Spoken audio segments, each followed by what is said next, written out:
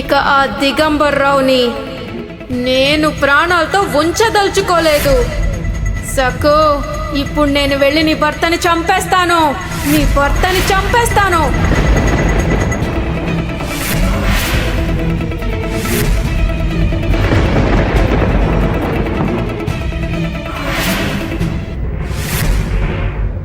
వద్దు బాబా గారు, ఆయన గారిని ఏమీ చేయకండి. మీరు కావాలంటే నన్ను చంపండి, నన్ను ఇప్పుడే చంపేయండి. కానీ మీరు మా ఆయన గారిని మాత్రం ఏమీ చేయకండి.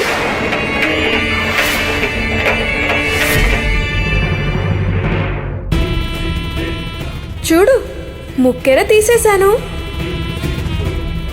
ఇప్పుడు నీకు ఇంకా నాకు ఎటువంటి తేడా లేదు. అవునా కాదా జిబ్రీ? ఇక దిగు కూడా నన్ను గుర్తుపట్టలేడు. వెళ్ళొస్తాను సకు. నీ దిగుని కలవడానికి వెళ్తున్నాను, చిట్ట చివరిసారిగా.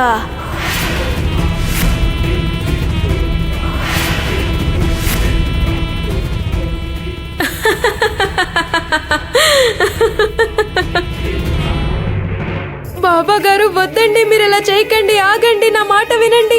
మా ఆయన గారిని ఏమీ చేయకండి బాబా గారు. పాండురంగా, పాండురంగా, నువ్వే బాబా గారిని ఆపాలి. పాండురంగా,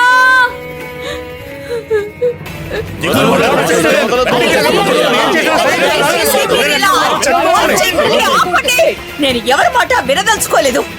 వెంటనే దిగు కట్లు విప్పండి, లేదంటే ఇక్కడే ఏ బండరాయికో తల బాదుకొని చనిపోతాను.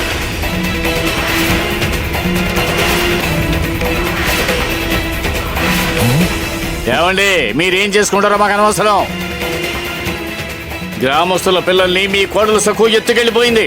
సఖు ఇక్కడికి వచ్చి మాకు లొంగిపోతే మరుక్షణం మేము దిగుని వదిలిపెడతాం. ఇది అంతిమ నిర్ణయం.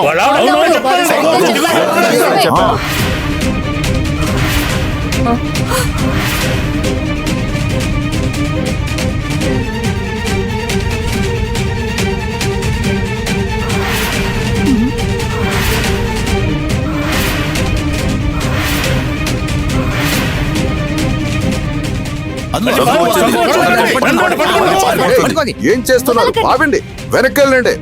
వెళ్ళమంటుంటే రాసకు తల్లి.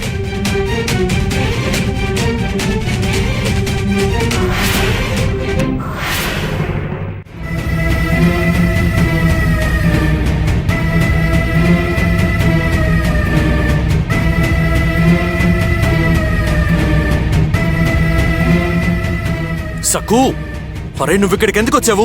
వీళ్ళందరూ నిన్ను చంపాలనుకుంటుంటే నువ్వేవో. నువ్వు చాలా తెలివి తక్కువదానివి సకు. దిగు, నువ్వు కాస్త నోరు మూసుకోను. అది కాదమ్మా. తన గురించి కాదు, నీ గురించి ఆలోచించు. తనే స్వయంగా ఇక్కడికొచ్చింది. చేసిన తప్పులకి పరిహారంగా శిక్ష పడాలి కదా, అనుభవించని. నువ్విందులో జోక్యం చేసుకోవడానికి వీల్లేదు.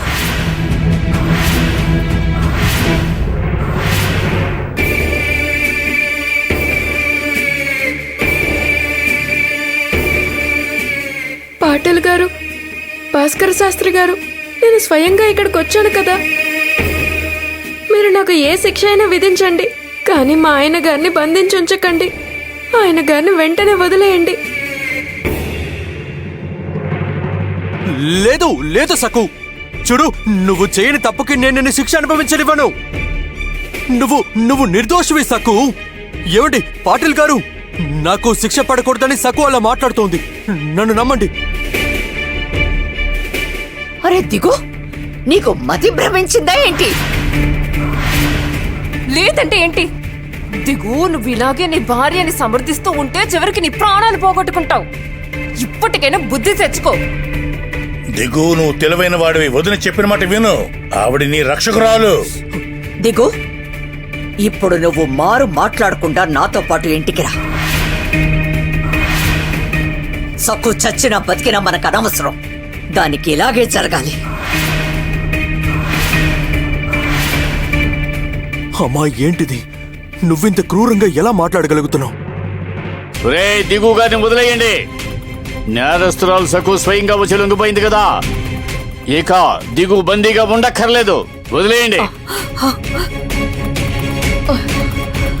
తప్పిపోయిన పిల్లలు తిరిగి ఇళ్లకు వచ్చేంత వరకు సకుని విడుదల చేసే ప్రసక్తే లేదు.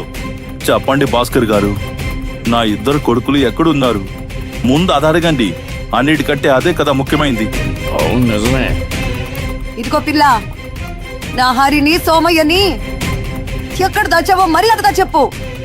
నోరు తెరిచి చెప్పు.